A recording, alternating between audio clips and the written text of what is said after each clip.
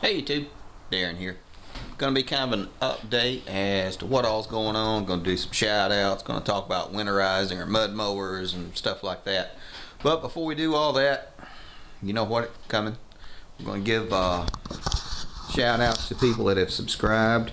And let's come over here and we'll take a look at it. Mike Mayhem, thank you for subscribing, man. You've been a member for a while and they did not send me anything. So, to correct it, I wanted to tell you thank you for subscribing. I really appreciate it. He's also a member of Southern Off-Road Mowers, which everybody should be too, post junk or not. John Faulkner, thanks man, I appreciate it. Thank you for subscribing. And down to the next guy, Max Martins. Thanks for subscribing, Max, I appreciate it. Chevy Mutter, thanks man. DIY Auto School, thanks for subscribing, I really appreciate it. Ulis, HJULIS on Google Plus, thanks for adding me, man, I appreciate it. As well as Aussie 9311 on Google Plus, thanks man. TJ Gardner on Google Plus as well, thanks for adding me. And also, if you would, take a look at Southern Off-Road Mowers on Facebook. You know what comes next in posting junk or not. Boy, today was an early day, cold day too. We had to go check out some equipment at a rock quarry. Not a real big rock quarry here in central Alabama. It's a real deep one. It's I think it's like over 800 feet deep. It's about a quarter of a mile across. Really deep quarry. One of the older ones out here in Alabama.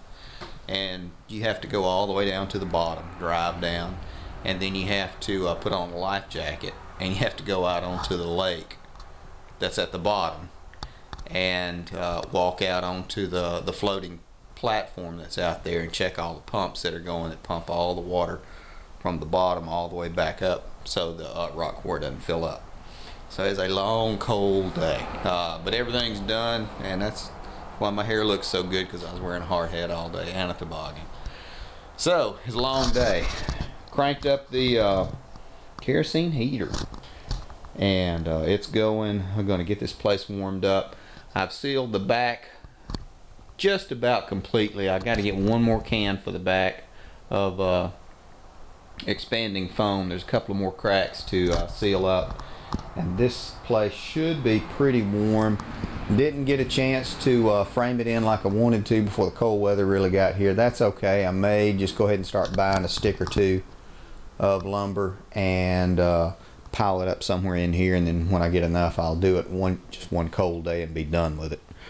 But got this thing going, got the tarp kind of cracked, so it's gonna vent.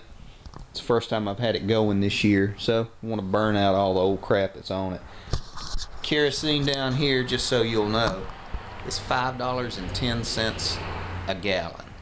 I'm almost inclined to burn off-road diesel in this because I'm not going to carry it in the house. It's going to be out in my shop. And off-road diesel being $3.50, I want to say, a gallon. And if I ever had to change it over, I know I'd have to put another wick on it and probably dump everything out and clean it really good. I don't know. May just suck it up and burn kerosene. But that's not what we're here to talk about. We're going to kind of go over some stuff as far as winterizing the mowers, the mud mowers and the riding mowers, so they crank a lot easier come warm weather. Guys, now we're back. Let me flip you around. We'll go ahead and get into this. Because it's necessary, but it's really not that interesting. But use a good winter weight oil. If you're going to crank it up and run your equipment out and play, use a good winter weight oil. It will be like a 5W30 or a 10W30, something like that. Use a good winter weight oil. And you're going to say, well, what brand would be a good oil? Doesn't matter. As long as it's good, clean oil. Just as long as it's good, clean oil.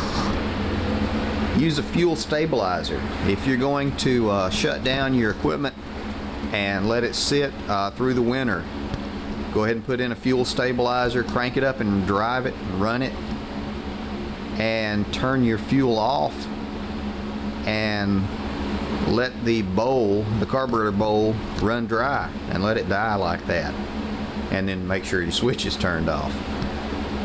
That way there's not going to be any fuel inside the carburetor bowl corroding the bowl over the winter.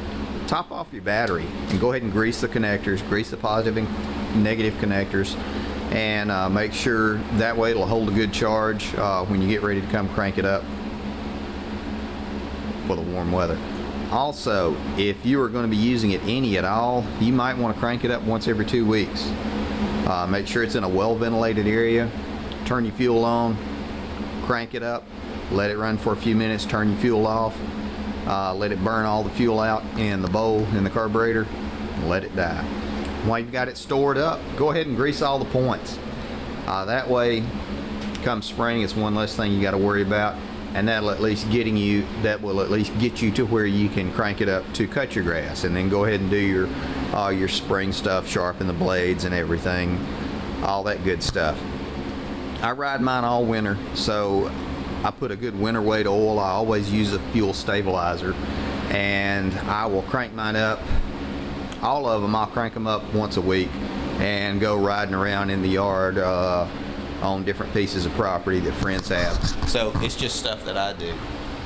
I know it wasn't fun or interesting or cool or anything like that, but just so you'll have it for the winter. I'm gonna go ahead and bring in Andy's GT, bring it in here, let it start warming up, try to get some paint on it before dinner. I don't know if I'll be able to get it done, but I should at least be able to get it over here. So next video, we should be going ahead and painting it. I'll crank it up, the heater, not the mower. I'll crank the heater up in here, let it warm up for like 4 or 5 hours before I get ready to paint. That way the paint will adhere to the metal. It'll have a nice warm surface to adhere to. That's it, guys. Know it was dull. Maybe it'll help. Y'all gonna make some mayhem.